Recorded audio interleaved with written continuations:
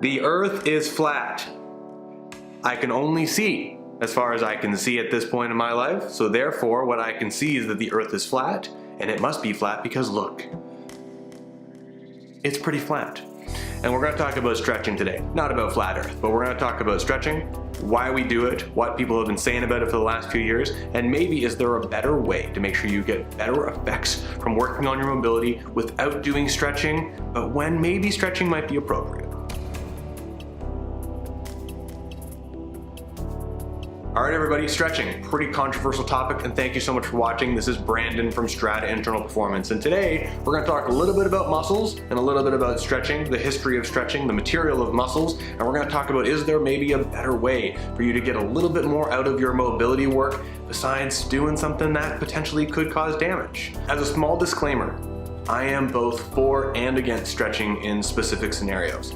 What I am going to talk about today are some internal variables that are important for you to understand to help you with your decision-making process if stretching is going to be right for you, and if there may be a better option for you. Before we get started, how do you think about muscles inside your body? Do you think about them being stretchy like this with all this elastic, compliant return, or do you think about them being more like rope with this strong, rigid, precise quality?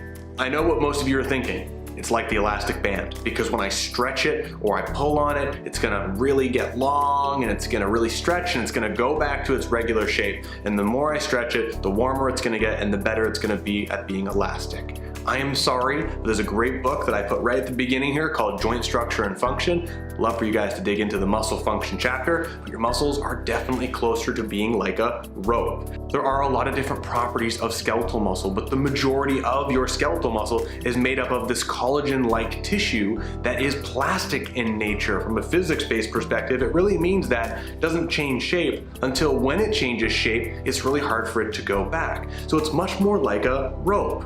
And you might be thinking, well, how does this change shape? So they're not stretching. They're a lot like that rope I just said, but also like a Chinese finger trap, in that when the tissue is long, everything is stretched and taut, and then when it squishes together, the fibers of the Chinese finger trap push up and actually change shape. And that's an easy way to visualize a bicep. And then that's exactly the reason why that when those fibers are long, your muscle's flat, and then when they get squished together, those fibers get pushed up and help to contract and create that volume-like look in your muscle. So when I'm talking about stretching, what am I talking about? And of all the different types, ballistic, active, passive, the one I'm specifically going to talk about today is passive stretching, because it's the most common. Passive stretching is when you go up to an object, you put your limb against it, and you start leaning or pulling on it, and you stretch that limb as hard as you can.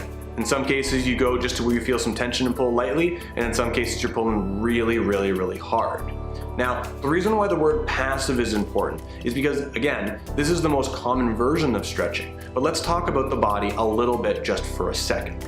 So to help us with this conversation, we're going to talk about two internal key elements quickly. We have bones, and these two bones create something called the joint, which is number one, and this joint has a joint capsule which is made up of collagen-like tissue holding everything together, keeping it quite tight in a simplistic form. The second are our skeletal muscles, which is what I commented on at the beginning. And we have multiple types of muscle in our body, but specifically I'm talking about skeletal muscle, which are the muscles that actually help us move our skeleton through angular displacement. Now, one of the things that happens if you're doing one of these stretches like I showed a minute ago is that if you have your limb back as far as you can and you're holding on something and you're pulling on it really, really, really tight, you'll notice that you get that tight tension across the front of your body. Now, first, the question I would ask you is that tension bad? Because we already talked about our muscles being like ropes. And if you remember that game that we used to play back in the day, when you'd have a can and a can going through your neighbor's window with a rope, that tension through the rope is what helped to communicate all that information. So when you feel tension and you're doing that stretch, the question I'd ask you is that tension bad? Should we look at that tension as being a villainous bad thing? And currently in health world, tension and that sensation of tension is viewed as a bad thing. And the one thing that I would ask you is it really so bad? Because if our muscles are much more rope-like and they create rope, plastic-like tension to help us move precisely, wouldn't you want them as tight as you possibly can so you can create tight, precise, controlled motion to help you move? I certainly would. Tension is great for the body. Tension is the language of the body. Now here's the other side of that equation. If you're doing that same stretch and you're feeling that tension in there, most of us are visualizing that we're just stretching skeletal muscle. The problem is, we're not. That joint capsule I described that helps to hold everything together really, really tight, that joint capsule has a limited amount of motion that it can go through.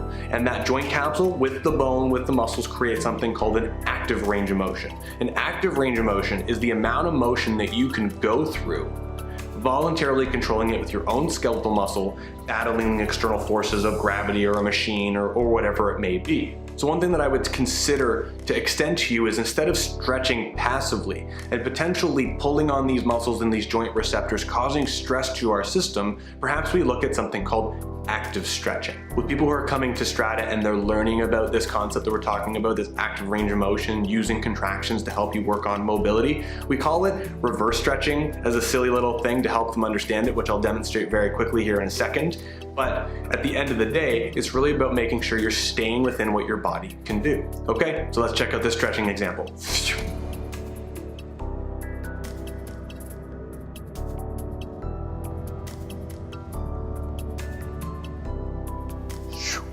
All right, we made it. So we're on the gym floor. So what we're gonna do is we're gonna talk about squats and preparing for squats. And there's a very common stretch that everyone does, and it's this hip flexor leg stretch, where they grab the back of their hamstring and they pull their leg up towards their chest as high as they can to stretch their glutes, their hamstrings, and some people even say that it's a hip flexor stretch.